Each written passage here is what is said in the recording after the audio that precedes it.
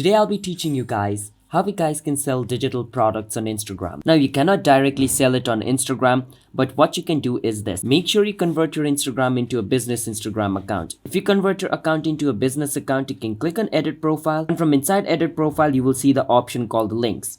Click on link and click on add external link, and you can add your website's link over here. And make sure when people click on this link, it takes them to your digital product so they can buy it. So create a website and sell your digital product in that website, and then link that website on your Instagram. Once you link it like this on my Instagram profile, your link is going to be shown. And if people visit your Instagram account and they click on that link, they will be taken to that website from where they can buy that digital product. Now, what I will suggest you to do is promote your digital product on your Instagram heavily, like posting it, making reels, making videos, so people see it and they visit your profile, and from your profile, they go to buy that product. That's the only way how we guys can sell digital products on Instagram.